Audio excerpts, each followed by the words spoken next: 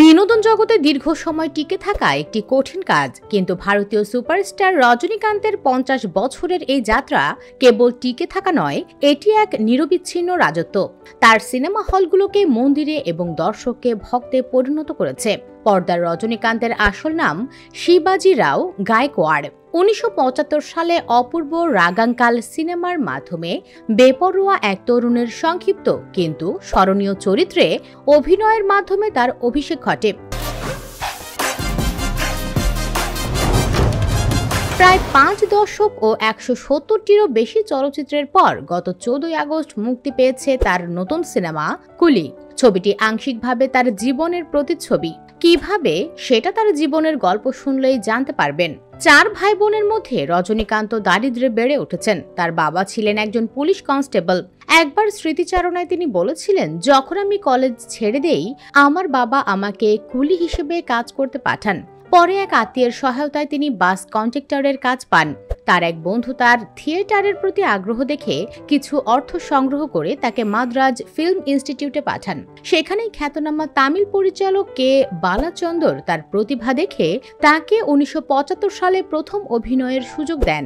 তখনকার তামিল সিনেমার কিংবদন্তি এম.জি. রামাচন্দ্রনের মতো ফর্সা নরম সুরের নায়কের ধারা থেকে তিনি ছিলেন সম্পূর্ণ আলাদা।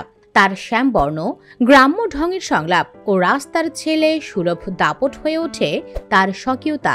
74 বছর বয়সী এই সুপারস্টার বর্তমানে এক কিংবদন্তি। তার নামে নির্মিত মন্দিরে পূজা হয়, সিনেমার প্রচারণায় বিমানেও আঁকা হয় তার প্রতিকৃতি। এমনকি সুদূর জাপানেও তাকে স্থানীয় তারকাদের মতোই গভীরভাবে ভালোবাসা হয়। রজনীকান্তের গল্প এক সাধারণ মানুষ থেকে ভারতীয় চলচ্চিত্রের সবচেয়ে প্রিয় তারকা হয়ে ওঠার কাহিনী। তিনি একজন শ্রমিক শ্রেণীর নায়ক, যার আবেদন ভাষা, শ্রেণী ও ভৌগোলিক সীমানা পেরিয়ে পৌঁছে গেছে মানুষের হৃদয়ে। তার জীবন চরম দারিদ্র্য থেকে অতুলনীয় খ্যাতি ও প্রাচুর্যের সর্বোচ্চ পৌঁছানোর অসাধারণ এক রূপকথাই বটে। এই পথ চলায় তিনি পেয়েছেন ভারতের সর্বোচ্চ চলচ্চিত্র সম্মাননা দাদা সাহেব ফালকে পুরস্কার এবং দেশের দ্বিতীয় সর্বোচ্চ বেসামরিক সম্মান পদ্মবিভূষণ। রজনীকান্তের প্রতিটি নতুন ছবি মুক্তি পায় এক ধরনের আচার অনুষ্ঠানের মতো করে। যেমন সিনেমা মুক্তির প্রথম দিনে প্রথম শোতে পর্দায় মুদ্রা ছুঁড়ে মারা হয়, কর্পূর পোড়ানো হয়, ফুল ছেটানো হয়, পোস্টারে দুধ ঢালা হয়, আর চারদিক জুড়ে তার নামে চিৎকার তো আছেই। তাই তো রজনী শুধু সেলিব্রিটি নন, তিনি এমন এক প্রভাবশালী প্রতীক যার ভক্তরা ভোরে সারি বেঁধে দুধ ও মালা নিয়ে দাঁড়ান। তাদের বিশ্বাস, এই দাপুটে নায়ক তাদের স্বপ্নে রং ছড়াতে পারে, জীবনে জাদু আনতে পারে। তার জীবন ঠিক যেন তার জেলার ছবির হুকুম গানের লিরিক্সের মতোই। ইসকা ऐसा है দবদবা, লাখো ইস পে জান দেতে। সুপারস্টার কি আর এমনি এমনি বলে?